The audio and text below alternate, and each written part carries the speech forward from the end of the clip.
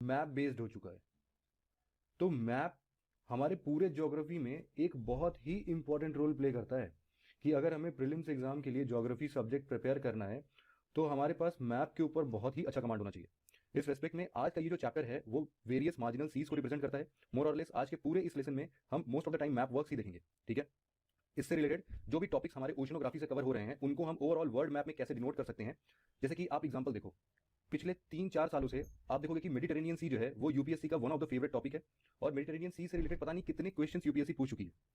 मुझे लगता है कि हर साल एक क्वेश्चन मेडिटेरेनियन सी से आसपास से पूछा ही जाता है। लास्ट ईयर्स में ये देखने को मिला है कि ये ट्रेंड अब मेडिटेरेनियन सी से थोड़ी सी शिफ्ट हो गई है। अब वो आ गई है पैसिफिक ओशन में, और वो भी उधर वाले जो साउथ चाइना सी का पोर्शन है, इवन इसके अलावा जो फिलीपींस, इंडोनेशिया, क्योंकि हमें पता है कि इंडिया का जो रुझान है वो आसियान कंट्रीज की तरफ काफी अच्छे से बढ़ रहा है। Look east policy, act east policy, ये सब हम लोग पढ़ते हैं ना अपने इंटरनेशनल रिलेशंस वाले सब्जेक्ट में। तो यहाँ से चीजें रिलेट होती हैं ज्योग्राफी पॉइंट ऑफ व्यू से। अगर हम आसियान को इंपॉर्टेंट समझ रहे हैं तो ऑब्वियसली इसका ज्योग्राफिकल रीजन कैसा है, वहां का जो भी साउथ चाइना सी का डिस्प्यूट है वो कैसा है, कैसे इंडियन ओशियन में इंडिया अपने वर्चस्व को बना सकता है। तो अभी क्या है कि आज के पॉइंट ऑफ व्यू से इंडियन ओशन हो गया या फिर ये पैसिफिक ओशन हो गया, ये सब हमारे एग्जामिनेशन पॉइंट ऑफ व्यू से काफी इंपॉर्टेंट है। तो जब भी हम ओशनोग्राफी की बात करते हैं तो ओशनोग्राफी में ये सब कुछ मेजर पोर्शंस हैं जिनसे प्रोबेबल क्वेश्चंस आने वाले टाइम पे बन सकते हैं। इसीलिए हमें बिना देरी किए हुए और बिना समय गंवाए इन सारे चैप्टर्स को बहुत ही डिटेल में पढ़ना चाहिए, क्योंकि ये सारे चैप्टर्स ऐसे हैं जहां से प्रोबेबिलिटी काफी ज्यादा है क्वेश्चंस बनने की। तो इनमें थोड़ी सी भी हम क्या बोलते हैं लूज नहीं छोड़ेंगे अपने आप को, और स्ट्रिक्टली इन सभी चैप्टर्स को बहुत ही रिलीजियसली कंप्लीट करने की कोशिश करेंगे। ठीक है, तो आज का स्पेसिफिक टॉपिक केवल और केवल इसीलिए मैंने मार्जिनल सी पे रख दिया है कि सारे मार्जिनल सीज को हमने पढ़ लिया है तो ओवरऑल ये भी हमारे लिए बेनिफिशियल ही होगा। ठीक है, अब मार्जिनल सी क्या होता है, इतने देर से आप भी कंफ्यूज हो गए होंगे कि मार्जिनल सी पता नहीं है क्या होता है, लेकिन हाँ कुछ तो इंपॉर्टेंट चीज है। चलिए ठीक है, कोई बात नहीं। तो हम सबसे पहले डिस्कस करते हैं कि आज के इस पूरे चैप्टर में हम क्या क्या चीजों को डिस्कस करेंगे। सबसे पहले मार्जिनल सीज क्या होते हैं, उनकी डिफिनेशन, उनके कैरेक्टरिस्टिक्स को डिफाइन करेंगे हम। इसके बाद पूरे ऑल ओवर वर्ल्ड में कितने मार्जिनल सीज हैं और इन मार्जिनल सीज का ह्यूमन इंपैक्ट के द्वारा मार्जिनल सीज पे क्या प्रभाव पड़ रहा है उसको हम देखेंगे। एक कॉन्सेप्ट आता है फाइटोप्लैंक्टन बूम या फिर फाइटोप्लैंक्टन ब्लूम, जिसको कि हम मार्जिनल सीज में देखते हैं। और साथ ही साथ हमने जिस हिसाब से कोरल रीफ्स वगैरह की बात की थी लास्ट लेक्चर में ही, तो कुछ ना कुछ उन्हीं चीजों से कंपैरेटिवली हम इनको रिलेट कर सकते हैं। एक्जैक्टली फाइटोप्लैंक्टन ब्लूम जो है वो एनवायरमेंट एंड इक्वालिटी का पोर्शन है, लेकिन डेफिनेटली क्योंकि एक पर्टिकुलर एरिया में देखने को मिलता है, एक पर्टिकुलर ज्योग्राफिकल लोकेशन में देखने को मिलता है, तो डेफिनेटली हम इसको ज्योग्राफी के अंदर भी पढ़ते हैं। और आपको भी पता है कि ज्योग्राफी एक ऐसा सब्जेक्ट है और इन्वायरमेंट एक ऐसा सब्जेक्ट है, इन दोनों का कॉन्फ्लुएंसिंग रीजन जो है वो काफी हद तक एक दूसरे के ऊपर ओवरलैप करता है। तो हम इवन देखते हैं कि जब ज्योग्राफी में ट्रेंड आजकल का ऐसा है कि आपको 20 से लेकर 25 क्वेश्चन ज्योग्राफी के मिलते हैं, तो उन 20-25 क्वेश्चन में वो ज्योग्राफी भी होता है और इन्वायरमेंट के भी क्वेश्चन होते हैं। तो दोनों को एक साथ कवर करना कॉन्फ्लुएंसिंग वे में मतलब कि जहां पर भी वो ओवरलैप कर रहे हैं तो उनको इस हिसाब से प्रिपेयर करना हमारे लिए बेहतर साबित हो सकता है। इसके अलावा biomass production and primary productivity क्या है। इसके अलावा मार्जिनल सीज में जो भी कुछ इंपॉर्टेंट टर्म्स होते हैं जैसे कि बे होता है, गल्फ होता है, स्ट्रेट होता है, स्थिमुस होता है। हालांकि छोटी छोटी इंफॉर्मेशन जब हम मैप वर्क कर रहे थे तो वहां पर हमने इसके बारे में केवल ओवरऑल छोटा सा ओरली चर्चा किया था, लेकिन स्पेसिफिकली ये क्या होते हैं ज्योग्राफिकल पॉइंट ऑफ व्यू से अगर अगर हमें कभी डिफिनेशन लिखनी हो या फिर एक्जैक्टली उन वर्ड्स को पाना हो तो कैसे हम डिफाइन करते हैं, कौन कौन से इंपॉर्टेंट बे, गल्फ, स्ट्रेट, इस्थमुस हैं, उनको हम लोग अच्छे तरीके से आज पढ़ने की कोशिश करते हैं। ठीक है, चलो स्टार्ट करते हैं फिर मार्जिनल सीज आखिरकार क्या होते हैं। ओशनोग्राफी यूनिट में हम मार्जिनल सी को इसलिए पढ़ते हैं क्योंकि मार्जिनल सी एक बहुत ही इंपॉर्टेंट एरिया होता है ह्यूमन एक्टिविटी के लिए। मार्जिनल सी क्या होता है कि मान लो कुछ ऐसे आइलैंड हैं, उन आइलैंड के चारों तरफ जो भी पानी वाला या फिर ओशन वाला एरिया होता है, या फिर कुछ ऐसे आर्कीपेलगोस हैं, तो आर्कीपेलगोस या फिर पेनिनसुलास, इन सबके चारों तरफ जो भी इनक्लोज्ड वाटर एरिया होते हैं उनको हम लोग मार्जिनल सी बोलते हैं। तो सबसे पहले तो हम ये डिफाइन करते हैं कि ये आइलैंड क्या होते हैं, पेनिनसुलास क्या होते हैं और आर्कीपेलगोस क्या होते हैं। तो आइलैंड्स का मतलब तो हमें मोर और लेस पता होता है कि अगर ऐसे छोटे लैंड फॉर्म्स ओशन के बीचों बीच अगर कहीं से हमको दिखते हैं तो हम उनको आइलैंड्स का नाम देते हैं। बात करते हैं आर्कीपेलगोस का। आर्कीपेलगोस क्या होते हैं, आप समझिए कि आइलैंड्स का एक ग्रुप है जहां पे बहुत सारे आइलैंड्स इकट्ठा होते हुए दिखते हैं। जैसे कि आप लक्षद्वीप आइलैंड बोल सकते हो ना, तो इसके चारों तरफ आप देखते होंगे कि बहुत सारे थाउजेंड्स ऑफ आइलैंड्स हैं। इवन जब आप यूके को पढ़ते हो तो यूके में भी मेनी थाउजेंड्स ऑफ आइलैंड्स आपको देखने को मिलेंगे। या फिर आप इंडोनेशिया या फिर आप फिलीपींस वाला रीजन देखो, तो फिलीपींस में आप देखोगे कि वेरियस थाउजेंड्स ऑफ आइलैंड्स वहां पर भी आपको देखने को मिलते हैं। तो ये सब जो एक क्लस्टर है आइलैंड का, मतलब कि सिंपल से अगर हम बात करें तो ग्रुप ऑफ आइलैंड को हम लोग आर्कीपेलगोस बोल सकते हैं। ठीक है, इतनी बात क्लियर हो गई। अब हम बात करें पेनिनसुला क्या होता है। देखो पेनिनसुला एक ऐसा लैंड फॉर्म है जो कि मोस्ट ऑफ द रीजन उसका ओशन सरफेस से सराउंडेड होता है। जैसे कि अगर हम मान लो इंडिया की बात करें अगर, तो इंडिया में पेनिनसुलर रीजन कहां पर आता है आपको पता है क्या। तो ये देखो जो ये एक ट्रायंगल वाला पोर्शन बनता है यहाँ पर, ऊपर का रीजन तो पूरा ब्लॉक है मान लो, ठीक है। यहाँ पर इतना दूर का जो एरिया है आप देख रहे हो कि वेस्टर्न घाट, ईस्टर्न घाट और जो हमारा सदर्न पोर्शन है इंडिया का वो सब ओशन से घिरा हुआ है। तो इसीलिए हम इस वाले रीजन को क्या बोलते हैं, ये है इंडियन पेनिनसुला। इवन आप बहुत बार देखते होंगे कि ऐसे कुछ सरफेस बनते हैं, मान लीजिए ये एक मेन लैंडफॉर्म है और इस मेन लैंडफॉर्म से अचानक से कुछ एक पोर्शन ऐसा निकल गया और ये वापस ये लैंड सरफेस कंटिन्यू होता है।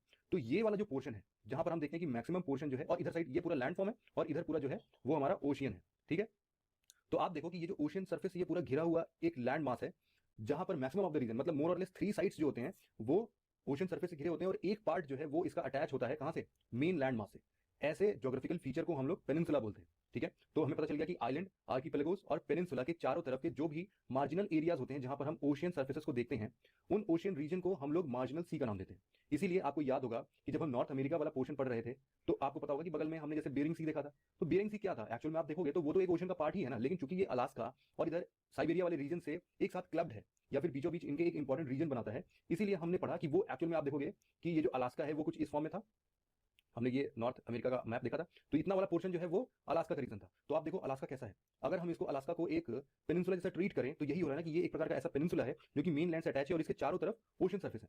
तो इसके ऊपर नीचे जो भी सी होंगे हम उनका नाम देंगे ना, इन्हीं सीज को हम मार्जिनल सीज बोलते हैं। मार्जिनल सीज का मतलब बहुत ही सिंपल सा है, वो important areas like island, archipelago, peninsula जहां पर ह्यूमन एक्टिविटी एक अच्छे फॉर्म में है, जो कि इंपॉर्टेंट एरियाज हैं और उनके चारों तरफ जो भी सीज होंगे उनका हम नामकरण कर देते हैं। जैसे कि आप देखोगे कि यहाँ पर हमने अपने इंडिया के इस साइड में अरेबियन सी रख दिया नाम उसका, इंडियन ओशन के अंदर में है लेकिन ये क्या है, अरेबियन सी है।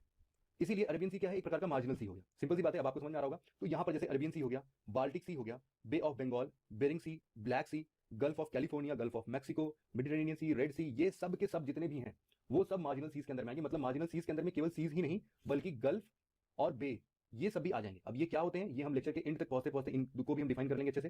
फिलहाल के लिए आप ये समझिए कि ये सब के सब मार्जिनल सीज के अंदर ही आते हैं। फिर जो ओपन ओशियंस होते हैं, या फिर हम ये समझें कि ओशियन और मार्जिनल सी में क्या डिफरेंस होता है, तो आप ये समझो कि मार्जिनल सीज एक तो हमने बताया कि यहाँ पर ह्यूमन एक्टिविटी का प्रोमिनेंस काफी अच्छा होता है, और यहाँ पर जो मार्जिनल सीज है इनका डेप्थ काफी गहरा तो होगा नहीं, क्योंकि आप ये समझोगे ना कि मार्जिनल सीज मोर और लेस कॉन्टिनेंटल शेल्फ पर ही तो बनेंगे, है कि नहीं। हो सकता है कहीं कहीं ऐसा रीजन हो जहां पर एबिसल प्लेन के पास में भी ये मार्जिनल सीज बन जाए। अब हमने लास्ट लेक्चर में ये सारी चीजें पढ़ रखी हैं कि ओशनोग्राफी के जब भी हमने ओशनिक रिलीफ पढ़ा था तो हमने क्या पढ़ा था, एक शैलो रीजन होता है जिसको हम लोग नाम देते हैं कॉन्टिनेंटल शेल्फ, यहां से थोड़ा सा स्टीप स्लोप आता है, इसका नाम हमने दिया था कॉन्टिनेंटल स्लोप, और इसके बाद वापस से एक हाई राइज, मतलब कि वापस से जो इनका स्लोप है वो ऊपर की तरफ उठता है, तो ये क्या हो जाता है, ये हो जाता है कॉन्टिनेंटल राइज, और इसके बाद यहां से कंटिन्यू होता है अबिसल प्लेन। इतनी बातें आपको याद होंगी मुझे लगता है। इसके बेसिस पर अब यहां पर ये डिफरेंस आता है कि मोर और लेस जो भी मार्जिनल सीज होते हैं वो हमारे कॉन्टिनेंटल शेल्फ वाले एरियाज में ही होते हैं, और कॉन्टिनेंटल शेल्फ वाले एरियाज में हमने ये बात की थी इनके कैरेक्टरिस्टिक्स में कि ये हाईली प्रोडक्टिव नेचर के होते हैं। क्यों? क्योंकि इनका डेप्थ काफी ज्यादा हो नहीं पाता है, सन रेज यहां तक पहुंच सकती हैं, जिसके बेसिस पर यहां पर प्लांट का ग्रोथ होता है, प्लांट के ग्रोथ से यहां पर फिशिंग एक्टिविटी या फिर फिश अपना एक हैबिटेट खोज सकती है, और जब यहां पर फिश इर्द गिर्द यहीं पर घूमती फिरती मिलेगी, ऑब्वियस सी बात है कि ह्यूमन एक्टिविटी में फिशिंग का जो एक कल्चर है वो फिशिंग इन्हीं कॉन्टिनेंटल शेल्फ पर हमको काफी हद तक देखने को मिलेगा। इन पूरे रीजन्स में मार्जिनल सीज भी आप ये समझ सकते हो कि कॉन्टिनेंटल शेल्फ वाले पोर्शन का, या फिर जो भी हम लास्ट लेक्चर में ओशनोग्राफी के अंदर ओशनिक रिलीफ्स को पढ़ रहे थे उसी का एक कंटिन्यूएशन पार्ट है, मतलब कि आप टॉपिक्स को रिलेट करके पढ़ सकते हो। अब marginal seas generally shallower nature के होते हैं, क्यों? क्योंकि ये कॉन्टिनेंटल शेल्फ के आसपास ही देखने को मिलेंगे। इसके अलावा यहाँ पर ह्यूमन एक्टिविटीज काफी होती हैं, जिस हिसाब से हमने देखा था कि मार्जिनल कैनियंस, मार्जिनल गॉर्जेस, ये सब चीजें यहाँ पर मिलती थी ना, तो इसी हिसाब से यहाँ पर भी रिवर का रन ऑफ देखने को मिलेगा। इसके बेसिस पर वाटर सर्कुलेशन भी देखने को मिलेगा। वाटर सर्कुलेशन जो भी इनके शेप्स होते हैं उनके ऊपर डिपेंडेंट होगा, तो यहाँ पर वाटर सर्कुलेशन कैसा होना चाहिए या फिर कैसे इंपैक्ट डालता है, अभी हम लोग आज ही के लेक्चर में गल्फ ऑफ मैक्सिको को पढ़ेंगे थोड़े डिटेल में, वहां पर आपका वाटर सर्कुलेशन वाला कॉन्सेप्ट क्लियर हो जाएगा। और बाकी रन ऑफ या फिर वाटर सर्कुलेशन से कैसे क्लाइमेट इंपैक्ट पड़ता है इसके बारे में भी हमने लास्ट लेक्चर में पढ़ा था। क्या?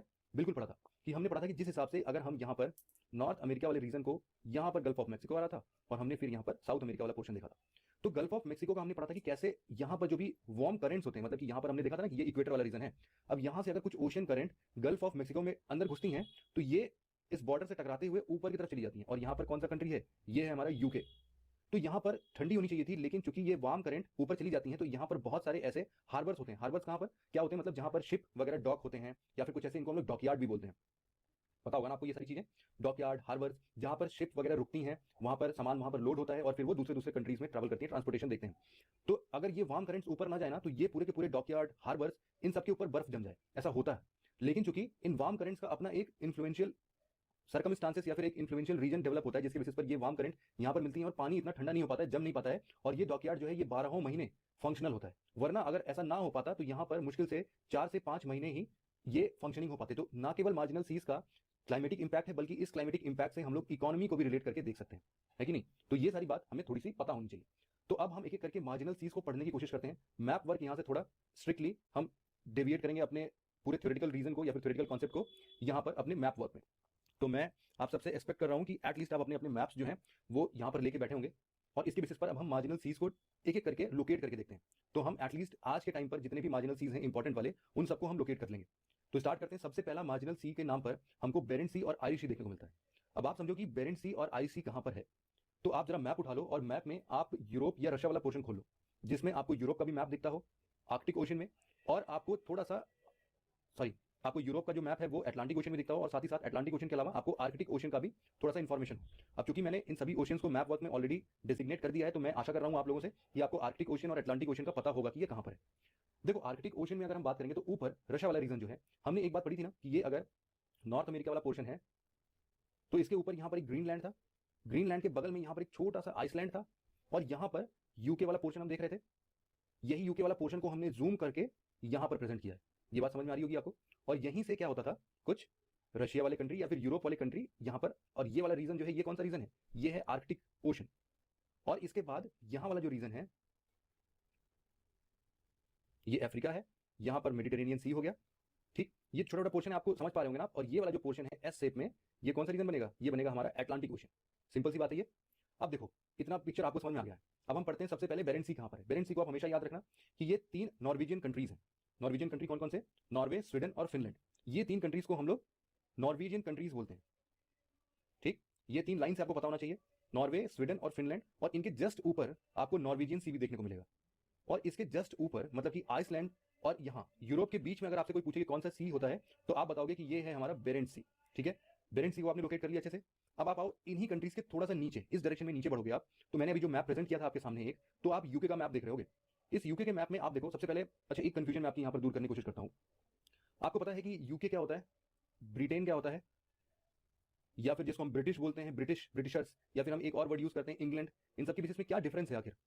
मैं इसको क्लियर करता हूं थोड़ा, आप इसको समझना कि देखो ये पूरा जो आइलैंड टाइप का ये जो आपको एक फिगर दिख रहा होगा आपके अपने एटलस में, तो इसमें एक ये जो छोटा वाला आइलैंड है, इसके 2 टुकड़े हुए हैं। एक जो नीचे वाला सदर्न रीजन है, इस सदर्न रीजन को हम लोग बोलते हैं रिपब्लिक ऑफ आयरलैंड। ये अपने आप में एक इंडिपेंडेंट कंट्री है, इसका इंग्लैंड के साथ या फिर किसी दूसरे कंट्रीज के साथ एज सच कहीं पर भी बाउंडेशन में रिलेशन नहीं है। जैसे कि एक इंडिया इंडिपेंडेंट कंट्री है, उसी तरीके से रिपब्लिक ऑफ आयरलैंड, चूंकि इसके नाम में भी रिपब्लिक लगा हुआ है, तो आप समझ सकते हो कि ये अपने आप में एक रिपब्लिक कंट्री है, इंडिपेंडेंट कंट्री। इसके बाद एक कॉन्सेप्ट आता है इंग्लैंड का। तो इंग्लैंड आप देखोगे कि केवल और केवल ये वाला जो रीजन है, इतना रीजन ही इंग्लैंड का रीजन है। ठीक, और ये जो एक बड़ा सा आइलैंड देखने को मिल रहा है, इसमें 2 और कंट्रीज होती हैं। एक होता है इसके नदर्न पोर्शन पर स्कॉटलैंड, और इसके यहाँ पर आपको एक मिलता है एक और कंट्री जिसको हम बोलते हैं वेल्स। तो अगर इन तीनों कंट्रीज को मिला दिया जाए तो ये बनते हैं हमारे ब्रिटिश, या फिर ये बनते हैं हमारे ब्रिटेन। ठीक है, इन 3 कंट्रीज को मिला के बनते हैं ब्रिटेन। मतलब अगर आपसे कोई पूछता है कि ब्रिटेन में कितने कंट्रीज हैं, तो आप बताओगे 3 कंट्रीज हैं, एक हमारा स्कॉटलैंड है, एक इंग्लैंड है और एक वेल्स है। इन 3 कंट्रीज को मिला के ये बनते हैं ब्रिटेन। अब एक और कॉन्सेप्ट आता है United kingdom of the great Britain. ये पूरा नाम है इनका बड़ा सा, United kingdom of the great Britain. जब भी इसकी बात होती है तो आप ये समझो कि जो भी अभी तक का ब्रिटेन है, इस ब्रिटेन में हम लोग आयरलैंड का जो ऊपर वाला पोर्शन है, जिसको हम लोग नदर्न आयरलैंड का नाम देते हैं, ये भी इंक्लूड हो जाता है। तो जब भी हम यूके को बोलते हैं ना, तो यूके के अंदर 4 कंट्रीज आते हैं इन जनरल, यूके बोलते हैं। ऐसे पूरा नाम इनका क्या है, United kingdom of the great Britain. इसको हम लोग शॉर्ट फॉर्म में यूके से डिनोट करते हैं अपनी नॉर्मल बोलचाल की भाषा में। यूके के अंदर 4 कंट्रीज आते हैं, एक आता है नदर्न आयरलैंड, एक आता है स्कॉटलैंड, एक आता है इंग्लैंड और एक आता है वेल्स। ठीक है, ये बात आपको थोड़ी सी इंफॉर्मेशन होनी चाहिए। और यूके में केवल ये 4 कंट्रीज ही नहीं, इसके आसपास में लगभग लगभग ऐसे 15,000 से ज्यादा छोटे छोटे आइलैंड्स हैं जो कि इस यूके का पार्ट बनाते हैं।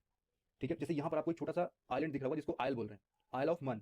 यहाँ पर आपको वेस्टर्न आइल्स दिख रहे होंगे, यहाँ पर आपको छोटे छोटे चर्नी आइलैंड्स, शेट आइलैंड्स, ये सारी चीजें आपको देखने को मिल रही होंगी। तो ये सब भी यूके के अंदर ही इंक्लूड होते हैं। ठीक है, अब हम बात कर रहे थे एक्चुअल में नॉर्थ सी की या फिर आयरिश सी की। तो एक तो आयरिश सी बिल्कुल क्लियर हो रहा है कि आयरलैंड के पास ही होगा आयरिश सी, और यहाँ वाला जो अंदर का पोर्शन है इसको हम लोग बोलते हैं आयरिश सी। और एक और सी आप लोग याद रखो, ये है आपका नॉर्थ सी। सिंपल सी बात है बिल्कुल। अब यहाँ पर कुछ और छोटे छोटे इन्फॉर्मेशन है जो कि आपको पता होना चाहिए।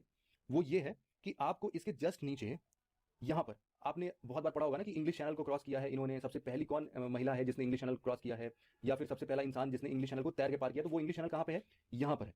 वो इंग्लिश चैनल बेसिकली आपको फ्रांस और उसके बगल वाले कंट्रीज के बीच में दिखेगा, और यहाँ पर फ्रांस वाली कंट्री जो है यहाँ पर है कहीं पर। तो एक छोटा सा पैसेज आपको दिखता है यहाँ पर। इस पैसेज का नाम क्या है, इस पैसेज का नाम आप लोग पढ़ रहे होंगे डंकन पैसेज। तो आपको ये डंकन पैसेज याद होना चाहिए। इसके अलावा ये नॉर्थ सी कहां पर है, तो नॉर्थ सी बाकी के यूरोपियन कंट्री और स्कॉटलैंड और इंग्लैंड के जो बीच वाला रीजन है, इस वाले रीजन में इन दोनों के बीच में क्या आता है, नॉर्थ सी आता है। यहाँ पर आयरिश सी आता है, और आयरिश सी के ऊपर ये पूरा अटलांटिक ओशन वाला रीजन है। ठीक है, इतनी बातें हैं। एक और चीज आपको याद होनी चाहिए कि यहाँ पर तो आयरिश सी है, और यहाँ पर कौन सी सी है, ये है आपके पास सेल्टिक सी। ठीक, इसको भी आप मार्क कर लो अपने मैप में, ये है सेल्टिक सी। मतलब 4-5 सीज हो गए यहाँ पे, एक तो आयरिश सी, एक नॉर्थ सी, सेल्टिक सी, और ऊपर अभी हमने पढ़ा यहाँ पर बैरेंट सी, और यहाँ पर हमने पढ़ा नॉर्वेजियन सी। अब ग्रीनलैंड के नीचे वाला जो पोर्शन है वो ग्रीनलैंड सी होगा, और यहाँ पर एक कारा सी है। कारा सी को भी हम लोग आगे भी पढ़ेंगे, तो आपको टेंशन लेने की जरूरत नहीं है। इवन बैरेंट सी को भी हम आगे थोड़ा सा पढ़ते हैं। ये 3, 4, 5 ये जो भी सीज देखे हैं, ये सब मार्जिनल सीज हैं, और इनको आप अच्छे तरीके से याद कर लो। और इनके पीछे की जो भी थोड़ी बहुत स्टोरीज थी वो मैंने आपको समझा दी, जिसके बेसिस पर आपको छोटी इन्फॉर्मेशन पता हो सके। ठीक है, अब कुछ और मार्जिनल सीज है, जैसे कि अर्जेंटाइन सी, तो ये अर्जेंटीना के पास होगा। Caribbean sea, Caribbean see basically हमने ऑलरेडी अपने अपने नॉर्थ अमेरिका वाले पोर्शन में मैप किया था कि यहाँ पर जो कैरिबियन आइलैंड्स हैं इसके इर्द गिर्द कैरिबियन सी होता है। फिर हमने इंग्लिश चैनल पढ़ लिया अभी के अभी, गल्फ ऑफ मेक्सिको, ये जो गल्फ बना रहा है ये गल्फ कौन सा है, ये गल्फ ऑफ मेक्सिको। इसके अलावा हडसन बे हमने कहाँ पढ़ा था, हडसन बे हमने इस वाले रीजन में पढ़ा था कि ये हमारा क्या है, ये है हडसन बे। इसके बाद हमने आयरिश सी पढ़ लिया, है कि नहीं। फिर लैब्राडोर सी भी हमने मार्क कर लिया था, कहाँ पर है लैब्राडोर सी, यहाँ पर है, ये क्या है, ये है लैब्राडोर सी। फिर मेडिटेरेनियन सी, इसको तो हम लोग जानते हैं बहुत ही फेमस है, ये वाला पूरा जो रीजन है इसमें इसको हम बोलते हैं मेडिटेरेनियन सी, लेकिन इसके अंदर भी छोटे छोटे अलग अलग सीज हैं। फिर हमने पढ़ा नॉर्थ सी कहाँ पर है, ये वाला पोर्शन है नॉर्थ सी का, ठीक है। फिर हमने पढ़ा नॉर्वेजियन सी कहाँ पर हमने पढ़ा था, यहाँ पर। फिर उसके बाद है स्कॉटिया सी, स्कॉटिया स्कॉटलैंड के पास में होगा, और ये स्कॉटलैंड कहाँ पर है, स्कॉटलैंड हमने पढ़ा कि ये ऊपर वाला जो पोर्शन है ये है स्कॉटिया सी, और इसके पास में जो भी ये वाला सी है इसको हम लोग बोलेंगे स्कॉटिया सी, स्कॉटलैंड के पास। सिंपल सा है, नाम जो है वो कंट्री के नाम पर ही बहुत जगह पढ़ते हैं। तो नॉर्वेजियन कंट्री, 3 कंट्री जो हमने पढ़ा था, नॉर्वे, फिनलैंड, स्वीडन, और इसके अलावा स्कॉटिया मतलब स्कॉटलैंड, आयरिश मतलब आयरलैंड, कैरेबियन मतलब कैरेबियन आइलैंड वाला पूरा, अर्जेंटाइन सी मतलब अर्जेंटीना के पास। इतने सारे आपको मार्जिनल सीज याद हो गए क्या, फिर से मैं एक बार रिपीट कर देता हूँ। अर्जेंटीना सी जो होगा वो अर्जेंटीना के पास, मतलब कि यहाँ वाला, अर्जेंटीना कंट्री कहाँ है, यहाँ पर है, तो अर्जेंटीना के पास कौन सा सी होगा, यहाँ पर, ये होगा अर्जेंटाइन सी। फिर आता है कैरेबियन सी कहाँ पर है, ये वाला रीजन कैरेबियन आइलैंड के पास में। इंग्लिश चैनल कहाँ पर होगा, ये वाला जो रीजन है ये होगा इंग्लिश चैनल, ठीक। फिर गल्फ ऑफ मेक्सिको, ये रहा गल्फ ऑफ मेक्सिको, ये अंदर वाला पूरा पोर्शन। फिर हडसन बे कहाँ पढ़ा था हमने, ये रहा हडसन बे। इसके बाद आयरिश सी, आयरलैंड के बीच में हमने पढ़ा कि इन दोनों के बीच में यहाँ पर कहीं पर ये जो डॉट दिख रहा होगा आपको, ये आयरिश सी है। इसके अलावा हमने यहाँ पर सेल्टिक सी भी पढ़ लिया। फिर लैब्राडोर सी यहाँ पर रहा है, मेडिटेरेनियन सी तो बड़ा सा है ही है। फिर नॉर्थ सी कहाँ पर है, यूके के बगल में, ये रहा नॉर्थ सी, उसके ऊपर नॉर्वेजियन सी, और यहाँ पर स्कॉटिया सी। तो इतने सारे आपने मैप कर लिए क्या, और याद भी कर लेना अभी के अभी, दोबारा कभी देखने की जरूरत ही ना पड़े इन लोग को। तो अगर ये ब्लैंक मैप आपको मैं यहाँ पर दे रहा हूँ, जब भी आप प्रिंट आउट निकालोगे तो इस पूरे स्लाइड को आप ढक के आप यहाँ पर उन सभी रीजन को मैप करोगे, ठीक है। ये हडसन बे है, Gulf of Mexico, Caribbean Sea, Argentine Sea, Labrador Sea, इनके बीच में Irish Sea, Celtic Sea, North Sea और नॉर्वेजियन सी। हमने और भी पढ़ा यहाँ पर बाल्टिक सी, फिर लैब्राडोर, हडसन, ये हो गए। और क्या बचे, मेडिटेरेनियन सी, ये वाला ब्लैक सी, ये वाला कैस्पियन सी, ये वाला जो छोटा सा पोर्शन है, और ये शायद यही है, ये है हमारा एरल सी। तो ये छोटे छोटे पोर्शन आपको थोड़ा थोड़ा मतलब मैप करने आना चाहिए, बस मैं ये कह रहा हूँ, चीजें अभी तक याद हो जानी चाहिए। अब हम इंडियन ओशन की तरफ बढ़ते हैं। इंडियन ओशन में कौन कौन से मार्जिनल सीज हम देखते हैं, आप देखो सबसे पहले तो ये कौन सा है, ये रहा अरेबियन सी, दूसरा ये रहा बे ऑफ बंगाल, ये दोनों तो हमें बहुत ही अच्छे तरीके से पता होता है। फिर एक होता है जावा सी, तो जावा सी कहाँ पर है, जावा सुमात्रा वाले रीजन में, यहाँ पर आप देखोगे ये रहा जावा सी। इसके बाद पर्सियन गल्फ कहाँ पर है, ये वाला रीजन है। पर्सियन गल्फ अगर आपसे कोई पूछता है कि कौन कौन से 2 मेजर कंट्रीज के बीच में है, तो आप क्या बताओगे, ये वाला जो कंट्री है, ये वाली, इसका नाम है यूएई, यूनाइटेड अरब एमिरेट्स। ये वाली जो कंट्री है ये है सऊदी अरेबिया, ये कंट्री जो है ये है ओमान। तो आप देखोगे कि पर्सियन गल्फ में ओमान का कोई रोल है क्या, है, कैसे है वो मैं बताता हूँ आपको। और ऊपर कौन सा कंट्री है, ईरान। तो कभी भी अगर यूपीएससी ये स्टेटमेंट बनाती है कि Persian gulf is surrounded between the 2 countries of Iran and Saudi Arabia, या फिर ईरान एंड यूएई, तो वो सारे सही हो जाएंगे, ठीक है। इसके बाद अब मैं ओमान की थोड़ी सी बात करता हूँ। तो आपको भी छोटे मोबाइल में आप देखोगे तो नहीं समझ में आएगा, लेकिन आप अपना एटलस निकाल के देखना, और ये जो टिप है ना, बिल्कुल यहाँ पर ये जो टिप दिख रहा है आपको, ये वाला जो रीजन है, ये है तो यूएई वाले पोर्शन में ऐसा देखने में लगता है, लेकिन एक्चुअल में ये ओमान की एक्सटेंडेड टेरिटरी है, ठीक। और यहाँ पर आपको एक स्ट्रेट दिखता होगा, क्योंकि हमने स्ट्रेट की बातें ऑलरेडी कर रही हैं तो कोई दिक्कत नहीं है, मैं आपको यहाँ पर बता सकता हूँ। अभी आगे स्ट्रेट पढ़ेंगे वो बात अलग है, लेकिन यहाँ पर कौन सा स्ट्रेट है, ये स्ट्रेट है आपका स्ट्रेट ऑफ हॉर्मुज। क्या नाम है इसका, स्ट्रेट ऑफ हॉर्मुज। इसको भी आप जरा अंडरलाइन कर लेना। दूसरा जो इंडियन ओशियन का एक पार्ट बनता है वो बनता है रेड सी। रेड सी को हमने प्लेट टेक्टोनिक्स थ्योरी में नेसेंट सी का नाम दिया था, आपको अगर याद हो तो ये हमारा नेसेंट सी है, क्योंकि ये वाली प्लेट इधर शिफ्ट हो रही है, ये वाली प्लेट इधर शिफ्ट हो रही है, तो बीच में एक नया नया सी बना है जिसका नाम है नेसेंट सी।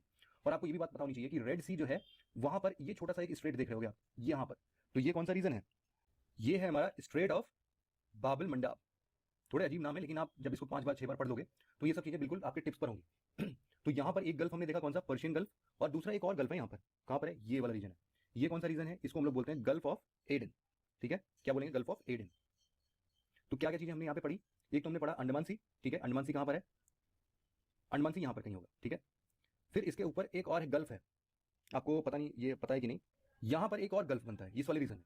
इस गल्फ को क्या नाम देते हैं हम, ये है हमारा गल्फ ऑफ मर्तबान, ठीक है। ये सारी चीजें आप मैप फटाफट से इसको कहीं पर आप नोट कर सकते हो अलग से कि इंडियन ओशन जब भी आए तो मुझे ये टॉपिक्स पढ़ने हैं, या फिर आप इनको अपने मैप में मार्कर से हाईलाइट कर सकते हो, या फिर मतलब अंडरलाइन कर सकते हो, जो भी आपको सही लगता है। तो अभी तक हमने क्या पढ़ा इंडियन ओशन में, कौन कौन सी इंपॉर्टेंट चीजें हैं, एक है गल्फ ऑफ मर्तबान यहाँ पर, इसके बाद हमने पढ़ा बे ऑफ बंगाल, उसके बाद हमने पढ़ा अरेबियन सी, इसके बाद हमने पढ़ा पर्सियन गल्फ। पर्सियन गल्फ के यहाँ पर हमने पढ़ा कि ये ओमान का टेरिटरी है, और इसीलिए यहाँ पर एक स्ट्रेट का जो नाम है, क्या नाम है उसका, स्ट्रेट ऑफ होर्मुज, ठीक है, स्ट्रेट ऑफ होर्मुज है। इसके बाद यहाँ वाले रीजन में आप देखोगे एक रेड सी है, और यहाँ पर कौन सा स्ट्रेट है, ये है हमारा बाबल मंदाब।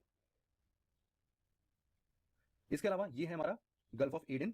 इसके अलावा और क्या हमने पढ़ा, यहाँ पर बे ऑफ बंगाल, अरेबियन सी हो गया, और हमने इसमें क्या नाम दिया था, एक पर्शियन गल्फ का नाम दिया था, एक गल्फ ऑफ एडन हो गया, रेड सी हो गया, जावा सी, जावा सी कहाँ पर है, जावा सुमात्रा वाला आइलैंड यहाँ पर हो गया, जावा सी हो गया, और इसके अलावा रेड सी पढ़ लिया हमने। तो ये इतने सारी चीजें आपको थोड़ी थोड़ी इन्फॉर्मेशन यहाँ पर होनी चाहिए, ठीक है। यहाँ पर एक चैनल है, इस चैनल का नाम क्या है, मोजाम्बिक चैनल, ठीक है। मोजाम्बिक कंट्री है, मोजाम्बिक कंट्री और मेडागास्कर के बीच में क्या है, जैसे वहां पर इंग्लिश चैनल था ना, इंग्लैंड और फ्रांस के बीच में, इस तरीके से मोजाम्बिक और मेडागास्कर के बीच में मोजाम्बिक चैनल है। इसके अलावा यहाँ पर आपको दो चीजें और याद होनी चाहिए, एक तो मॉरिशियस और एक रियूनियन आइलैंड। तो ये दोनों कंट्रीज, और इसके अलावा थोड़े थोड़े लोकेशंस, जैसे कि यहाँ पर मालदीव्स है कंट्री हमारा, इसके ऊपर यहाँ पर लक्षद्वीप पड़ता है, यहाँ पर हमारा अंडमान निकोबार आइलैंड है, ठीक। इतनी सारी चीजें आपको पता होनी चाहिए, ठीक है। तो ये हमारा इंडियन ओशन के लगभग लगभग हमने इन्फॉर्मेशन कलेक्ट किया है कि मैप में कौन कौन सा इंपॉर्टेंट पोर्शन होगा जो कि हमें इंडियन ओशन के अंदर में याद होना चाहिए। अब इसके अलावा यहाँ पर भी आप देखो, Gulf of Kutch, Gulf of Khambhat. Gulf of Kutch से याद आया कि कल मैंने आपसे एक क्वेश्चन पूछा था कि ऐसी कौन सी रिवर है जो कि किसी भी ओशन में नहीं मिलती है, और मैंने बताया था कि आपको वो इन्हीं सब रीजन्स में देखने को मिलती है। तो किसी ने उसका बिल्कुल करेक्ट आंसर भी किया था। इसका करेक्ट आंसर होगा Luni river. Luni river actual में अरावली रेंज से निकलती है, अरावली रेंज कुछ यहाँ पर है, इस रेंज से निकलती है, और रन ऑफ कच्छ में, रन ऑफ कच्छ कहाँ पर है, ये वाला डिजर्ट एरिया है, बिल्कुल सूखा होता है यहाँ पर, इसलिए इसको रन बोलते हैं, रन ऑफ कच्छ, ठीक है। तो ये जो रन है यहीं पर ये खो जाती है, तो इसीलिए क्या बोल सकते हैं कि लूनी एक ऐसी रिवर है जो कि किसी भी ओशन से नहीं मिलती है। ये आंसर आपको मिल गया, ठीक है। आगे बढ़ते हैं, marginal seas of the Mediterranean Sea. अब मेडिटेरेनियन सी में कौन कौन से मार्जिनल सीज हैं वो हम देखते हैं। बहुत बड़ा कॉन्फ्लिक्ट जोन है एक्चुअल में, क्योंकि हमें पता है कि न्यूज़ में बहुत सारे रिफ्यूजी क्राइसिस होते हैं इसके जस्ट बगल में, और इसीलिए यूपीएससी का एक फेवरेट टॉपिक भी बन जाता है मेडिटेरेनियन सी। फिलहाल अभी यहाँ पर एड्रियाटिक सी और एजियन सी लिखा हुआ है। तो आप देखो, थोड़े बड़े मैप में आपको दिखाता हूँ मैं, ये सब तो अच्छे समझ में आएगा। आप ये मैप देखो, ये है हमारा अंदर वाला, ये मेडिटेरेनियन सी है। अब यहाँ पर और भी चीज़ें जो कि हमने ऑलरेडी पढ़ रखी है, कौन कौन सी, एक तो हमने पढ़ा है नॉर्वेजियन सी पढ़ रखा है, इसके अलावा हमने नॉर्थ सी पढ़ लिया है, और ये अटलांटिक ओशन हमें पता ही है, और अब हम पढ़ रहे हैं मेडिटेरेनियन सी। अब मेडिटेरेनियन सी में आपको पता होना चाहिए कुछ चीज़ें, जैसे कि ये कौन सी कंट्री है, ये है हमारी इटली, ठीक है। ये दो जो कंट्रीज हैं इनको हम लोग क्या बोलते हैं, ये वाला जो छोटा ऊपर वाला आइलैंड है इसको हम लोग बोलते हैं कॉर्सिका। इन सबका आप जिक्र पढ़ेंगे जब आप वर्ल्ड हिस्ट्री पढ़ते हैं, और उसमें जब यूनिफिकेशन ऑफ इटली पढ़ते हैं तो यहाँ पर कॉर्सिका का नाम जरूर आता है। और इसके नीचे वाला जो है इसका क्या नाम है, इसका नाम है सार्डिनिया, ठीक है। तो ये दोनों आइलैंड्स कौन सी हैं, कॉर्सिका और सार्डिनिया। आपने तमाशा मूवी देखी होगी अगर, तो तमाशा मूवी जो है वो पूरी की पूरी कॉर्सिका के आइलैंड्स में ही शूट हुई है, तो उसमें कॉर्सिका का जिक्र भी बहुत बार आता है। इसके अलावा ये जो एक आइलैंड आप देख रहे हो इटली के नीचे, इसको हम लोग बोलते हैं सिसिली, ठीक है, सिसिली स्टेट्स है। तो अब आपके मन में एक क्वेश्चन जरूर से आया होगा कि आखिरकार इन दो जो छोटे छोटे पैसेजेस हैं इनके बीच में भी तो एक स्ट्रेट बन रहा है, इस स्ट्रेट का नाम है स्ट्रेट ऑफ बोनाफेसियो। क्या नाम है, स्ट्रेट ऑफ बोनाफेसियो। इसके अलावा यहाँ पर ये और ये इटली और दोनों के बीच में, इटली और सिसिली के बीच में एक स्ट्रेट आपको दिख रहा होगा, इसका नाम है स्ट्रेट ऑफ मेसिना। मुझे पता है कि थोड़ी ज्यादा इंफॉर्मेशन आपके पास पहुंच रही है, लेकिन फिर भी आप एक बार इन चीजों को अच्छे तरीके से पढ़ लोगे, समझ लोगे, तो फिर आपको कभी भी फ्यूचर में दिक्कत नहीं आएगी। तो हमने क्या पढ़ा, ये वाला छोटा आइलैंड कॉर्सिका, नीचे सार्डिनिया, इनके बीच में जो स्ट्रेट है स्ट्रेट ऑफ बोनाफेसियो, और ये रहा इटली, इटली के नीचे जस्ट है सिसिली, और सिसिली और इटली के बीच में जो एक स्ट्रेट है उसको बोलते हैं स्ट्रेट ऑफ मेसिना। फिलहाल यहाँ पर हम पढ़ते हैं एड्रियाटिक और एजेंसी। एड्रियाटिक सी कहाँ पर है, ये वाला है एड्रियाटिक सी, और एजेंसी कहाँ पर है, ये है एजेंसी। तो कभी भी पूछा जाए कि एजेंसी किन दो कंट्रीज के बीच में है, तो आप क्या बताओगे, देखो एजेंसी जो है ये वाला जो कंट्री है ये है हमारा ग्रीस, ठीक है। और ये कौन सी कंट्री है, ये कंट्री है हमारी टर्की। तो टर्की और ग्रीस के बीच में कौन सा ओशन है, सॉरी सी कौन सा है, ये है एजेंसी। और यहाँ पर एड्रियाटिक सी कहाँ पर है, तो वो इटली एक तरफ है, और दूसरी तरफ ये छोटे छोटे कंट्रीज हैं, जैसे कि आप स्लोवेनिया, क्रोएशिया, अल्बानिया, ये सारे कंट्रीज को यहाँ पर काउंट कर सकते हो। इसके बाद यहाँ पर एक और सी है, ये वाला रीजन, इसको बोलते हैं आयोनियन सी, ठीक है। और ये तो पूरा हमारे पास मेडिटेरेनियन सी है ही है, ये वाला पूरा रीजन। बस इतनी ही इन्फॉर्मेशन लेते हैं यहाँ पर। अच्छा, यहाँ पर एक ये जो रीजन है, ये रीजन गल्फ की तरह दिख रहा होगा आपको, ये पता है क्या है, इसको बोलते हैं हम लोग गल्फ ऑफ लायंस, शेर का गल्फ है। बस इतना बहुत है। तो फिर एक बार वापस से रिवाइज कर लेते हैं क्या क्या पढ़ा हमने इसमें। एक तो हमने पढ़ा यहाँ पर एड्रियाटिक सी, यहाँ पर पढ़ा हमने एजियन सी, फिर इसके बाद हमने पढ़ा यहाँ पर आयोनियन सी, फिर ये जो कुछ ओशन है यहाँ पर हमने पढ़ा अभी कौन सा गल्फ है, गल्फ ऑफ लायंस, ये पूरा मेडिटेरेनियन सी है ही है। यहाँ पर हमने पढ़ा इसको हम लोग क्या बोलते हैं, कॉर्सिका, इसको क्या बोलते हैं, सार्डिनिया। इन दोनों के बीच में क्या है, ये है स्ट्रेट ऑफ बॉस्फोरस, ये है हमारा इटली, ये है सिसिली, इन दोनों के बीच में क्या है, स्ट्रेट ऑफ मेसिना, ठीक है। ये 3-4 बार मैंने खुद ही बोल दिया, तो आपको ये सारी चीजें याद हो जानी चाहिए। इसके बाद एक और इंपॉर्टेंट कॉन्सेप्ट है जो कि बहुत ही ज्यादा इंपॉर्टेंट है। अब आप समझो कि ये कौन सी सी है, ये हमारी है ब्लैक सी, ठीक। लेकिन जो इसके ऊपर, इसके सिर के ऊपर एक जो छोटा सा सी दिख रहा है, इसका क्या नाम है, ये है एजोव सी, ठीक है। और फिर यहाँ पर आप देखते होगे कि एक और छोटा सा सी है, ये कौन सा सी है, इसको बोलते हैं हम लोग सी ऑफ मरमरा, ठीक। क्या हो गया, Azov Sea, Black Sea, Sea of Marmara. अब इनके बीच में आपको दो दो स्ट्रेट्स देखने को मिल रहे होंगे, एक तो ये वाला स्ट्रेट है यहाँ पर, और दूसरा स्ट्रेट यहाँ पर है। तो जो ये वाला स्ट्रेट है इसमें आपको याद करने की जरूरत नहीं है, क्योंकि जिस हिसाब से ये मरमरा सी है तो इसका स्ट्रेट ऑफ मरमरा ही नाम हो जाएगा, ठीक। ये तो ईजी हो गया। यहाँ पर जो एक रीजन है ये थोड़ा सा कठिन नाम है, इसका नाम है स्ट्रेट ऑफ डार्डेनल्स। मरमरा सी मतलब कि अगर हम यहाँ से यहाँ तक पूरा आए तो हम क्या बोलेंगे, सबसे पहले हम एजोव सी में गए, एजोव सी से हमारे ब्लैक सी में, ब्लैक सी से हम स्ट्रेट ऑफ मरमरा होते हुए मरमरा सी में आए, और फिर स्ट्रेट ऑफ डार्डेनल सी से होते हुए कहाँ पर आ गए, एजियन सी में आ गए, और एजियन सी से फिर आगे बढ़ेंगे तो मेडिटेरेनियन सी।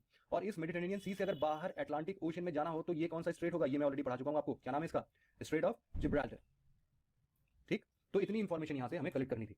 इसके बाद हम बढ़ते हैं दूसरे मार्जिनल सीज में, Bering Sea, Celebes Sea, Coral Sea, East China Sea, Philippine Sea of Japan, Sea of Okhotsk, South China Sea, Tasman Sea और येलो सी।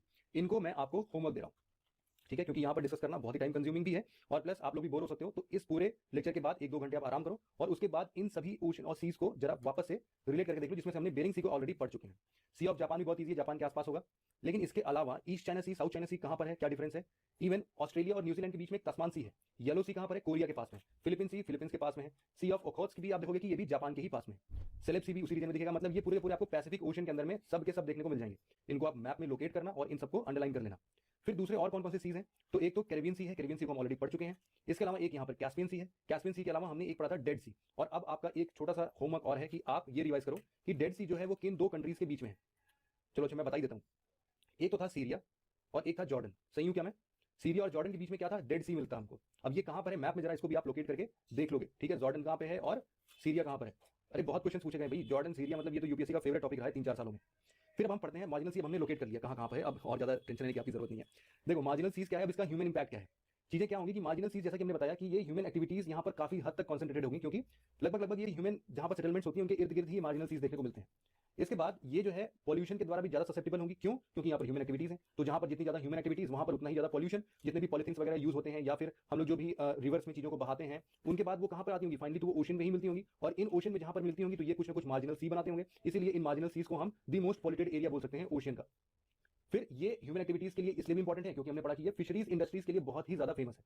हम ये बोल सकते हैं पूरे वर्ल्ड का more than 90% of the fisheries industries जो है वो इन्हीं मार्जिनल सीज पर कहीं ना कहीं बेस्ड है। और ये लगभग अगर हम एक कोस्ट रीजन डिफाइन करें कि इसके इधर कोस्टल रीजन है और इसके इधर वाटर सर्फेस है, पूरा ओशन सर्फेस है, तो इसके अंदर तक हम ओशन के अंदर जाएं और लगभग 200 किलोमीटर का रेंज हम देख सकते हैं जहां पर इन मार्जिनल सीज के अंदर ऐसी फिशरीज इंडस्ट्रीज को हम बढ़ते हुए देख सकते हैं। इसके अलावा आपको पता है कि देखो बहुत सारी एक्टिविटीज हमने पढ़ा था ना, कॉन्टिनेंटल शेल्फ पर हम लोग क्या देखने को मिलता है, हम लोग को ऑयल्स की अलग अलग जो भी एक्सट्रैक्शंस होते हैं, मतलब जो भी फॉसिल फ्यूल की हम बात कर रहे थे, वो कहां पर अंदर चले जाते हैं, वो यही कॉन्टिनेंटल शेल्फ मतलब कि मार्जिनल सीज के पास में ही दिखते होंगे। तो इसीलिए ऑफ शोर ऑयल ड्रिलिंग, मतलब कि शोर से थोड़ा सा अंदर ऑफ शोर होके ऑयल ड्रिलिंग वगैरह होता है, जिसका एग्जांपल हमने क्या देखा था, मुंबई हाई। ठीक है, इसके अलावा आप देखो कि ऑयल ड्रिलिंग से भी तो कुछ ना कुछ पेट्रोलियम प्रोडक्ट्स होते होंगे जो कि पॉल्यूटेंट के फॉर्म में इन्हीं सब जगहों पर रिलीज होते होंगे। इनके अलावा detergent, plastic, radioactive waste, ये सब के सब मार्जिनल सीज पर हमको देखने को मिलते होंगे। इसीलिए मार्जिनल सीज सबसे ज्यादा एडवर्सली अफेक्टेड रीजन है पूरे के पूरे ओशन का। आप ये भी देखते होंगे कि बहुत बार आसपास के जो भी लैंड मासेस होते हैं, इन लैंड मासेस से पॉलिथीन का कचरा या फिर ये सब चीजें जो भी ओशन में हम फेंक देते हैं, ये धीरे धीरे वेव्स की सहायता से मार्जिनल्स पर पहुंच जाते हैं, कोस्टल रीजन पर पहुंच जाते हैं और ये वापस से मार्जिनल सीज को पॉल्यूट करते हैं। तो जितने भी ओपन ओशंस में जो भी कचड़े वगैरह फेंके जाते हैं वो भी बह के वेव एक्शन से कहां पर आ जाते हैं, मार्जिनल सीज पर ही आ जाते हैं। इसके अलावा फाइटोप्लैंक्टन ब्लूम की बात करते हैं, जिसको हम लोग एल्गल ब्लूम का भी नाम देते हैं। तो एक्चुअल में क्या देखा गया कि फाइटोप्लैंक्टन एक्चुअल में है क्या, तो आप समझो फाइटोप्लैंक्टन एक प्रकार का सी एल्गी ही है। ये शुरुआती दौर पे अगर अपने लिमिटेड फॉर्म में रहे ना तो ये बहुत ही ज्यादा हेल्पफुल होता है, क्योंकि जहां पर भी ऐसा फाइटोप्लैंक्टन देखने को मिलता है यहां पर फिशेस वगैरह काफी हद तक कॉन्सेंट्रेट हो जाती है, क्योंकि इनका खाना, इनके रहने का जगह सब फाइटोप्लैंक्टन प्रोवाइड करता है। फाइटोप्लैंक्टन क्या है, एक प्रकार का सी एल्गी है। अब यहाँ पर क्या होता है कि मेडिटेरेनियन सी ये रहा, सॉरी दूसरा स्केच का कलर ले लेता हूँ, ब्लैक ले लेता हूँ। ये रहा, ये भी नहीं चल रहा है, ये रहा मेडिटेरेनियन सी, ठीक है, और ये रहा हमारा ब्लैक सी। अब आप देख रहे होगे कि इन ब्लैक सी और मेडिटेरेनियन सी के कलर क्यों अलग अलग हैं, क्योंकि ब्लैक सी में फाइटोप्लैंक्टन्स देखने को मिलते हैं। ये ओरिजिनली कलर नहीं है, ठीक है, थोड़ा सा बनाया हुआ एडिटेड फिगर है, इतना भी ग्रीन नहीं है ब्लैक सी। आप मैप में देख सकते हो इन सबको, गूगल मैप में आप ये सब थोड़ा सर्च किया करो, अपने लेक्चर्स को थोड़ा इंटरेस्टिंग बनाया करो, थोड़ा सा आप मतलब क्या बोलते हैं उसको, एंथुसियास्ट रहा करो, मतलब एंथुसियाज्म आपके अंदर रहना चाहिए कि हाँ क्यों ग्रीन कलर है, ये क्यों ब्लू कलर है। तो आप देखो कि यहाँ पर फाइटोप्लैंक्टन ब्लूम देखने को मिलता है। एक्चुअल में क्या होता है कि फाइटोप्लैंक्टन अगर छोटे फॉर्म में हो तो ये तो बहुत ही ज्यादा हेल्पफुल होता है, लेकिन अगर फाइटोप्लैंक्टन बहुत ज्यादा अमाउंट में हो गया तो ये पूरे ओशन सरफेस का जो ऑक्सीजन होता है ना वो कंज्यूम कर ले जाते हैं। तो अब ये पूरा कंज्यूम कर लेंगे तो यहाँ के जो भी फिशेस हैं, जो भी प्लांट्स हैं, वो सब कैसे यहाँ पर पनपेंगे। तो इसीलिए क्या होता है कि फाइटोप्लैंक्टन ब्लूम जो होता है वो इन्वायरमेंट के लिए या फिर ओशन के लिए अच्छा नहीं होता है।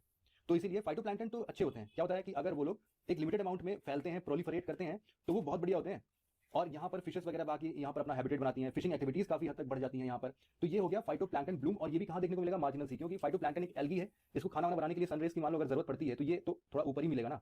ठीक है, अब यहाँ पर आप देखते होंगे कि फाइटोप्लैंक्टन ब्लूम का एक मेजर कारण होता है डोमेस्टिक सीवेज को हम लोग ओशन सरफेस में फाइनली मिला देते हैं। वहां पर होता क्या है कि कुछ फॉस्फेट जैसे कंसंट्रेशन या फिर न्यूट्रिएंट्स होते हैं। ये न्यूट्रिएंट शुरुआत में ना ये फाइटोप्लैंक्टन की ग्रोथ को बढ़ाते हैं, इनको लगता है कि हाँ अपना खाना आ गया फाइटोप्लैंक्टन का, तो अब यहाँ पर ये बन सकते हैं, फाइटोप्लैंक्टन बनते हैं तो इनको खाने के लिए मछलियां भी आती हैं। तो ये धीरे धीरे तो अच्छा होता है, लेकिन अगर ये डिस्चार्ज काफी हद तक बढ़ जाता है तो ये एल्गल ब्लूम में चेंज हो जाता है। एल्गल ब्लूम एक कैटास्ट्रॉफिक रीजन बना देगा, जिसके बेसिस पर ये सारा का सारा ऑक्सीजन अपने अंदर खत्म कर लेगा और इसके नीचे जो रहते हैं लोग, फिशेस और जो भी प्लांट्स वगैरह हैं, उनको ऑक्सीजन नहीं मिलेगा तो वो सब मर जाएंगे। प्राइमरी प्रोडक्टिविटी और बायोमास प्रोडक्शन के लिए भी मार्जिनल सी काफी इंपॉर्टेंट है। देखो क्या होता है बायोमास प्रोडक्शन, मतलब कि जो भी प्राइमरी प्रोडक्टिविटी है, जैसे कि क्या क्या चीजें मिलनी चाहिए, जो एक प्रॉपर प्राइमरी प्रोडक्टिविटी का मेराइन बायोमास होता है ना, मराइन बायोमास मतलब प्लांट्स के अवशेष बोल सकते हैं, या फिर डेड एनिमल्स के अवशेष जो भी होते हैं, तो या फिर जो भी चीजें हैं, इनको क्या क्या चीजों की जरूरत पड़ती है? एक तो सनलाइट, एक कार्बन डाइऑक्साइड और कुछ न्यूट्रिएंट जैसे कि नाइट्रेट, फॉस्फेट और कुछ और दूसरे एलिमेंट्स। तो इन सब की जरूरत पड़ती है। ये सब के सब उनको कहाँ मिलते हैं? मैराइन सी में ही मिल जाते हैं, सॉरी मार्जिनल सी में मिल जाते हैं। तो ये मार्जिनल सी एक प्रकार का ऐसा रीजन है जहां पर एक और फीचर देखने को मिलता है जिसको हम लोग बोलते हैं कोस्टल अपवेलिंग रीजन। यहां पर आप देख सकते हो, इसको थोड़ा सा मैं आपको समझाने की कोशिश करता हूं। मान लो कि ओशन का हम लोग क्रॉस सेक्शन देख रहे हैं, ठीक ऐसा कुछ, मतलब ये वाला जो रीजन है ये कॉन्टिनेंट है और इसके चारों तरफ यहाँ पर पानी भरा हुआ है। क्या होता है कि वेव एक्शन से कभी कभी यहाँ का पानी जो है वो इस डायरेक्शन में सतह से ऊपर शिफ्ट हो जाता है। तो क्या होगा कि जब यहाँ वाला पानी माइग्रेट होकर इधर चला गया तो यहाँ गैप क्रिएट हो गया। इस गैप को भरने के लिए कहीं से तो पानी आना चाहिए, तो वो पानी नीचे से आता है ऊपर की तरफ, अप डायरेक्शन में। इसीलिए इसका क्या नाम देते हैं हम लोग? अपवेलिंग। इसके पीछे पूरी की पूरी एक साइंस है जिसको हम लोग ओशन करंट अभी नेक्स्ट लेक्चर में जब डिस्कस करेंगे तो अपवेलिंग क्या होती है वहां पर एक वीडियो के थ्रू या फिर किसी अच्छे फोटो के थ्रू पढ़ लेंगे। फिलहाल अभी आप केवल अपवेलिंग का इतना मतलब समझो। तो अपवेलिंग में क्या होता है कि यहाँ पर नीचे जितने भी सेडिमेंट्स वगैरह इकट्ठा होते हैं वो सब के सब ऊपर आने लगते हैं। ऊपर आएंगे तो भाई यहाँ पर फाइटोप्लैंक्टन के लिए हेल्पफुल होंगे, यहाँ पर फिशेस वगैरह भी कलेक्ट हो जाएंगी। तो ये कोस्टल अपवेलिंग रीजन्स जो होते हैं मार्जिनल सीज पर, ये भी अपनी प्रोडक्टिविटी को इंप्रूव करने के लिए जाने जाते हैं। तो जो भी कोस्टल अपवेलिंग जोन होगा वहां पर भी आप देखेंगे कि बायोमास का जो प्रोडक्शन है ना वो सबसे ज्यादा होता है, क्योंकि जितने भी फिशेस वगैरह हैं वो खा पी के वहीं पर मर जाते हैं। तो बायोमास बहुत बढ़िया से प्रोड्यूस होता है और इन बायोमास को आगे चल के हम फॉसिल फ्यूल्स में भी कन्वर्ट होते हुए देख सकते हैं। या फिर एक सॉलिड रीजन होता है, मतलब यहाँ पर एक ऐसा रीजन है जहां पर हम अपनी प्रोडक्टिविटी को काफी हद तक इंप्रूव कर सकते हैं। देखो, एक होता है फोटिक जोन। फोटिक जोन क्या होता है? फोटिक जोन का मतलब है जहां तक सनलाइट समुद्र के अंदर तक पहुंच सके, उसको हम लोग बोलते हैं फोटिक जोन। तो दो चीजें होती हैं, एक होती है रिवर रन ऑफ, सॉरी तीन चीजें, एक है वाटर कॉलम मिक्सिंग और एक है टर्बिडिटी। तो देखो यहाँ पर जो रिवर रन ऑफ है और वाटर कॉलम मिक्सिंग है, ये लोग क्या करते हैं कि रिवर से अलग अलग एकदम फायदेमंद सेडिमेंट्स ओशन सरफेस तक ले आते हैं और यहाँ पर ड्रेन कर देते हैं। तो इसकी वजह से देखा जाए तो शोर वाले एरियाज में जहां पर भी मार्जिनल सीज होते हैं, रिवर के रन ऑफ से और वाटर कॉलम मिक्सिंग से क्या होता है कि काफी हद तक यहां पर हमको अच्छी चीजें, मतलब कि सेडिमेंट्स देखने को मिलते हैं, या फिर यहाँ पर रीजन्स में क्या देखने को मिलेगा? प्रोडक्टिविटी काफी हद तक बढ़ जाएगी इन सेडिमेंट्स के आने से। लेकिन अब आप ये भी समझो कि इन सेडिमेंट्स के चलते टर्बिडिटी भी तो इंक्रीज कर रहा है। टर्बिडिटी क्या होता है? आप एक ग्लास पानी लो, ट्रांसपेरेंट बीकर, जैसे कि केमिस्ट्री लैब में हम लोग पढ़ते थे, उसके अंदर 4-5 चम्मच, बड़े 4-5 चम्मच नमक के डाल दो और इनको रोटेट करो। क्या होगा? नमक के छोटे छोटे पार्टिकल्स आपको दिखेंगे ना इसके चारों तरफ घूमते हुए। तो क्या होगा? ये धीरे धीरे ट्रांसपेरेंट नहीं रह जाएगा ये पूरा का पूरा पानी। तो इसको बोलते हैं, मान लो टर्बिडिटी, मान लो इसको नहीं बोलते, लेकिन टर्बिडिटी से क्या मतलब है? टर्बिडिटी का मतलब है, मान लो आप एक नल खोलते हो, नल में, या फिर कैसे समझाऊं आपको, मतलब जो भी फ्लो ऑफ वाटर होता है वो काफी टर्बुलेंट नेचर का हो, मतलब बहुत तेजी से आ रहा हो, और वो क्या करे? इन सबको तहस नहस कर दे। या फिर जो हमने लास्ट लेक्चर्स में जो भी इरोजनल फीचर्स पढ़े थे वो टर्बिडिटी के रीजन से होता है। तो इन दोनों रीजन से आप इस चीजों को समझ सकते हो कि एक तो टर्बिडिटी बढ़ने से जो सन की लाइट है वो काफी नीचे तक नहीं जा पाएगी, वो रोकती होगी। दूसरी बात, इन टर्बुलेंट फ्लो से जो भी प्लांट्स वगैरह हैं वो भी उखड़ जाते होंगे, मछलियां जो हैं उनको भी धक्का लगता होगा। तो ये जो तीन चीजें हैं इनमें से दो चीजें, एक तो river run of, water column mixing, ये तो फायदेमंद है। और जो टर्बिडिटी है वो एक नेगेटिव इंपैक्ट देता है कि जो भी डिसॉल्व्ड सॉल्वेंट्स या फिर न्यूट्रिएंट्स होते हैं यहाँ पर मार्जिनल सी में, कोस्टल वाटर्स में, इनको आपको मतलब ये थोड़े से नेगेटिव इंपैक्ट डालेंगे टर्बिडिटी, और ये दोनों पॉजिटिव इंपैक्ट डालेंगे। तो बायोमास प्रोडक्शन और प्राइमरी प्रोडक्टिविटी पे इनका क्या रोल है वो भी हमने पढ़ लिया। फिर आता है मार्जिनल सी के अंदर जो वाटर सर्कुलेशन की हम बात करते हैं, गल्फ ऑफ मेक्सिको वाला एग्जांपल मैंने आपको दिया था, आपको पता होगा। ये वाटर सर्कुलेशन भी ना अपने आप में बहुत ही बढ़िया फीचर्स लेके आते हैं। कैसे? फ्रेश वाटर कहीं से आ रहा है, फिर वार्म वाटर कहीं पर आ रहा है, कोल्ड वाटर कहीं पर जा रहा है। तो इन सब वजहों से क्या होता है? इंटरमिक्सिंग होती है, टेम्परेचर सेटलमेंट होती है, क्लाइमेटिक कंडीशंस इंप्रूव होती हैं। तो इवन यहाँ पर आप अगर बाल्टिक सी की बात करो, बाल्टिक सी ऊपर हमने पढ़ा, ठीक है? तो बाल्टिक सी के पास बहुत बढ़िया फ्रेश वाटर पहुंचता है। क्यों पहुंचता है? क्योंकि हमने बताया ना अभी, ये जो गल्फ ऑफ मेक्सिको वाला ऊपर तक पहुंचता है इंग्लैंड, और ऊपर ही बाल्टिक सी है। तो यही वाला एग्जांपल मैं आपको दे रहा था कि वहां पर बिल्कुल ग्लेशियल बन जाना चाहिए था, मतलब पानी जम जाने चाहिए थे, लेकिन फिर भी 12 महीने वहां के हार्बर डॉकयार्ड्स फंक्शनिंग होते हैं। क्यों? क्योंकि ये वाटर सर्कुलेशन होता है वहां पर। अब वाटर सर्कुलेशन ही कहीं ना कहीं हमारे ओशन करंट से रिलेटेड है, जिसको हम लोग अपने नेक्स्ट लेक्चर में स्टार्ट कर देंगे। यहाँ पर एक मेडिटेरेनियन सी का कॉन्सेप्ट आता है कि यहाँ पर कैसे वाटर सर्कुलेशन होता है। तो आप समझो कि मेडिटेरेनियन सी जो है ना, ये थोड़ा सा सॉल्टी नेचर का है। क्यों? ये देखो, यहाँ पर एक छोटा सा रीजन है केवल और केवल यही, जो कि इस मेडिटेरेनियन सी को इस अटलांटिक ओशन से कनेक्ट करता होगा। इसके अलावा यहाँ पर आपको ब्लैक सी देखने को मिलता है, बॉस्फोरस स्ट्रेट क्या होता है, रेड सी क्या है, ये सब मैंने आपको बता दिया है। अब इसके बेसिस पर इन सब जगहों पर भी वाटर सर्कुलेशन का फर्क पड़ता होगा ना, कि अगर इनका सर्कुलेशन अब गल्फ ऑफ मेक्सिको जैसा हो, तो ये तो ओपन है ना बिल्कुल, अटलांटिक ओशन से पूरा मिल रहा है, लेकिन मेडिटेरेनियन सी तो नहीं मिल पा रहा है। तो इसके चलते अगर यहाँ पर इवापोरेशन ज्यादा हो गया और यहाँ पर फ्रेश वाटर का मिक्सिंग नहीं है, या फिर रिवर्स अपने फ्रेश वाटर लेके नहीं आ रहे हैं, तो यहाँ पर दिक्कत हो जाएगी ना। तो इसीलिए ये सारे वाटर सर्कुलेशन का अपना एक इंपॉर्टेंट रोल हमको देखने को मिलता है। इसके अलावा ये देखो, मेडिटेरेनियन सी का बहुत ही बढ़िया है, एक बार चलो फिर से हम लोग डिस्कस कर लेते हैं। यहाँ पर हमने पढ़ा था एड्रियाटिक सी, यहाँ पर हमने पढ़ा था एजियन सी, यहाँ पर हमने पढ़ा था सी ऑफ मरमरा, ये रहा ब्लैक सी, ये रहा बॉस्फोरस स्ट्रेट, ये रहा डार्डेनल्स, ये रहा सी ऑफ एजोव, और यहाँ पर हमने पढ़ा था आयोनियन सी, और ये पूरा है मेडिटेरेनियन सी। यहाँ पर हमने पढ़ा था स्ट्रेट ऑफ जिब्राल्टर।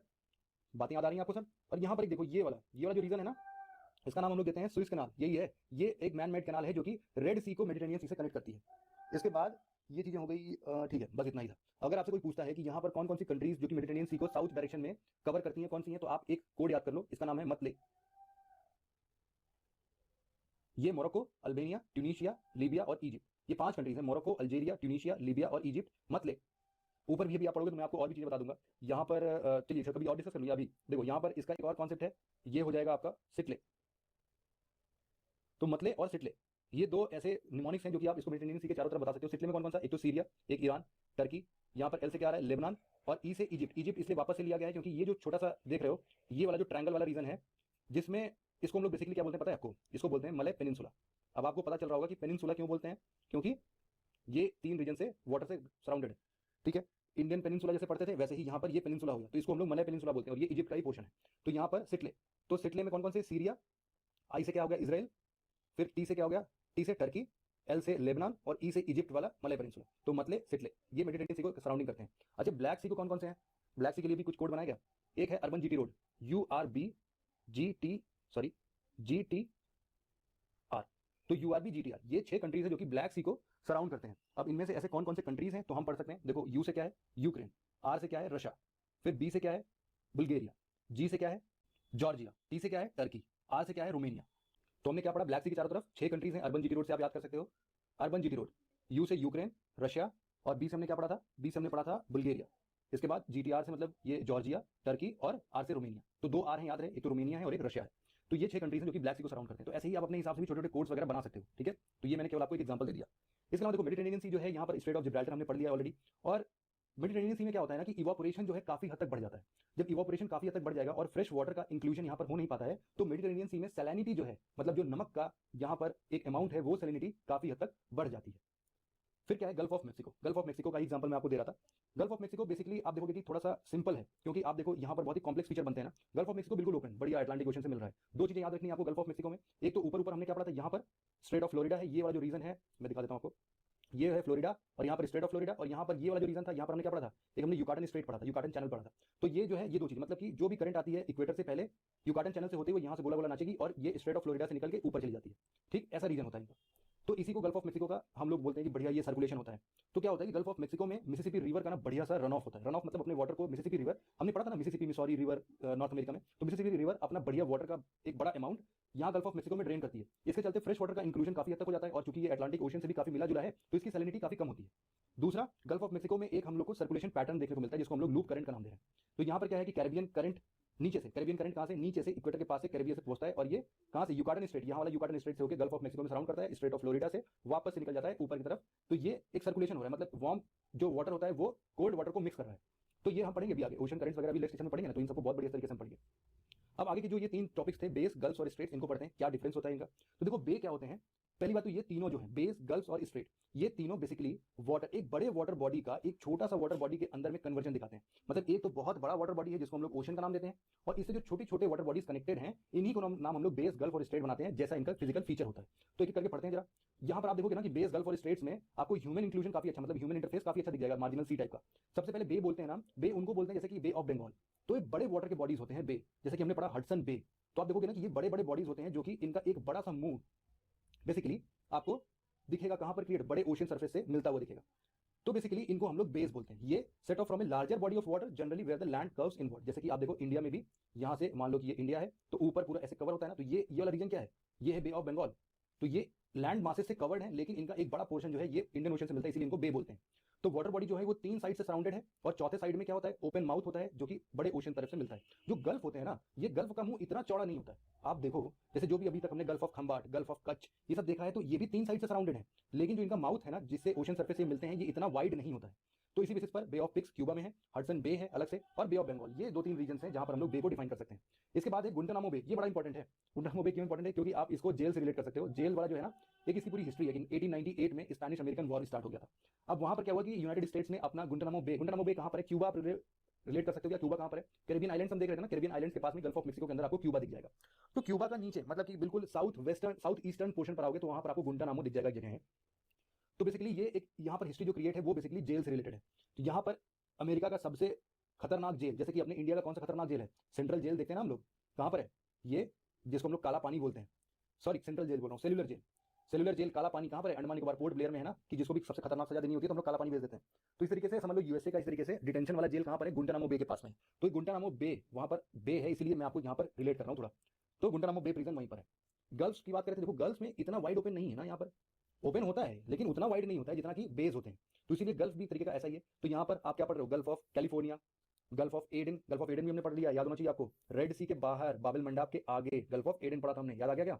फिर पर्शियन गल्फ पढ़ा था, पर्शियन गल्फ, फिर गल्फ ऑफ मर्तबान भी हमने पढ़ लिया, फिर पर्शियन गल्फ, ये सब चीजें तो हमने पढ़ ली ना। अब तो हमें केवल अब पासिंग रेफरेंस देना है, इसीलिए मैंने आपको चीजें पहले ही बता दी। ये स्ट्रेट ऑफ जिब्राल्टर भी मैंने आपको बता दिया। स्ट्रेट्स क्या होते हैं? ये प्रकार के नैरो वाटर पैसेजेस होते हैं जो कि दो बड़े वाटर बॉडीज को मिलाते हैं, या फिर दो बड़े कॉन्टिनेंटल ओरिजिन के बीच में भी अगर छोटा सा स्ट्रेट होता है, या फिर दो आइलैंड्स के बीच में भी, बीच में अगर छोटा सा पानी का एक ऐसा सोर्स है जो कि दो बड़े ओशन या फिर दो बड़े ऐसे वाटर बॉडीज को मिलाता है, तो उसको हम लोग स्ट्रेट्स बोलते हैं। तो स्ट्रेट ऑफ जिब्राल्टर है इंपॉर्टेंट वाला, सबसे फेमस।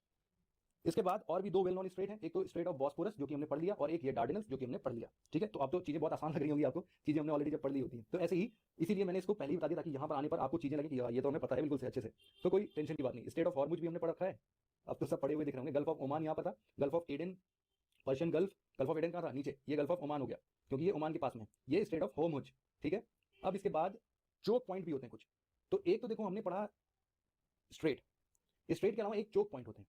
ये क्या होते हैं? चोक पॉइंट वैसे स्ट्रेट्स को बोलते हैं जिनको हम लोग मैनुअली बंद कर सके। इनका रास्ता अगर बंद कर दें तो ना कोई शिप इधर से उधर आ पाए, ना वाटर इधर से उधर फ्लो हो पाए, तो इनको बोलते हैं हम चोक पॉइंट। तो स्ट्रेट ऑफ जिब्राल्टर हिस्ट्री में एक बहुत ही बड़ा चोक पॉइंट था, लेकिन अब जो है इसको रिजॉल्व कर लिया गया है। अब चीजें आती जाती हैं स्ट्रेट ऑफ जिब्राल्टर से। स्ट्रेट ऑफ हॉर्मुज जो है ना, वो आज के टाइम पर भी एक बड़ा चोक पॉइंट या फिर एक बड़ा टेंशन का कारण बनता है। अब आप यहाँ पर देखो कि स्ट्रेट ऑफ हॉर्मुज किसके कंट्रोल में होगा? ये वाला जो रीजन है, ये वाला ओमान के अंदर में है।